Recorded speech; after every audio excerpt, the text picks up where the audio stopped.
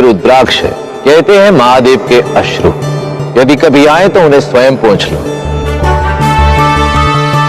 क्योंकि यदि किसी और को उन्हें पोंछने दिया तो वो आपका उपयोग करेगा। आपकी दुर्बलता को भांपकर पहले सहानुभूति दिखाएगा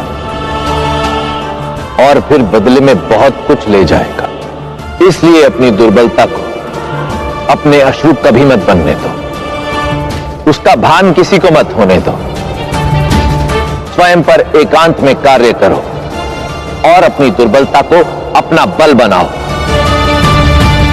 महादेव के रुद्राक्ष की भांति अपने अश्रुओं को, अपनी दुर्बलता को एक अलग रूप दो। स्मरण रहे, यदि अपनी दुर्बलता औरों को दिखाई तो ये असफलता की ओर आपका प्रथम पग होगा। नीतियां मेरी, नियति आपकी। समय और माटी में एक समानता होती है।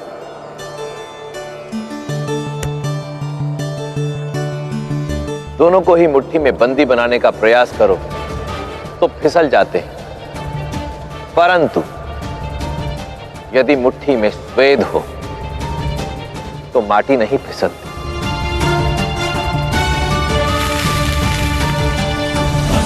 समय ये माटी है और परिश्रम आपका स्वेद।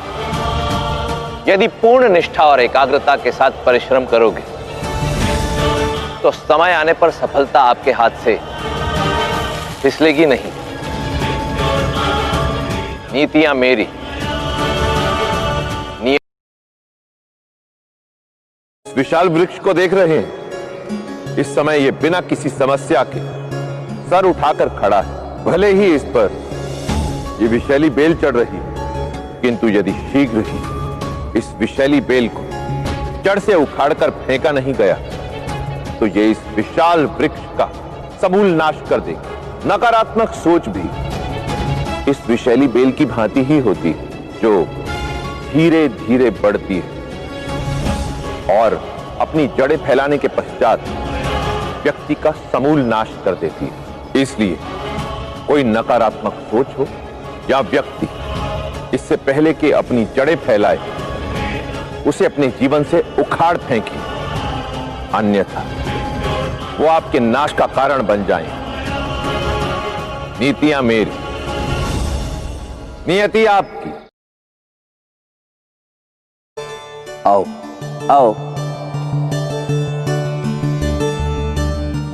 जिन पक्षियों को बचपन से ही पिंजरे में बांध कर रखा जाता है, वो बड़े होने के पश्चात पिंजरा खोलने पर भी उड़ नहीं पाते, उस पिंजरे के आसपास ही भटकते रह जाते हैं।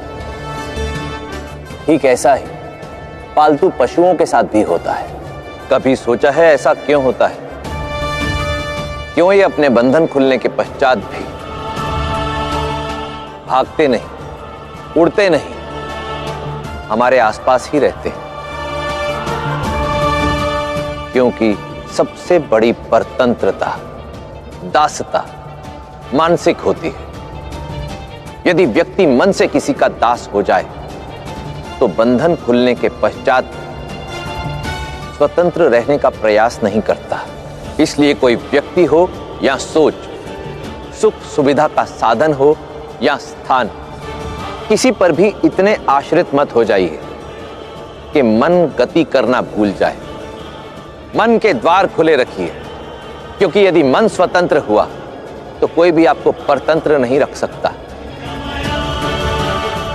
नीतियां मेरी, नियति आपकी।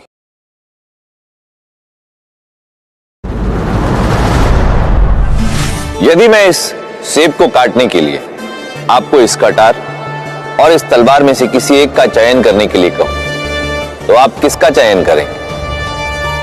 निसंदेह इस कटार का, क्योंकि इस साधारण से कार्य के लिए इतनी बड़ी तलवार का उपयोग करना व्यर्थ होगा। इसी प्रकार जीवन में भी आवश्यकता से अधिक बल का उपयोग करना व्यर्थ होता है।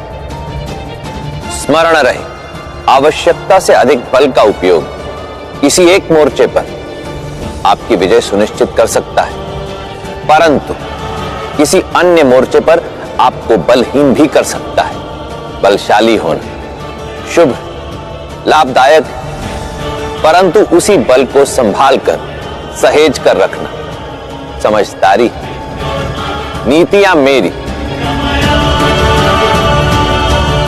नियति आपकी,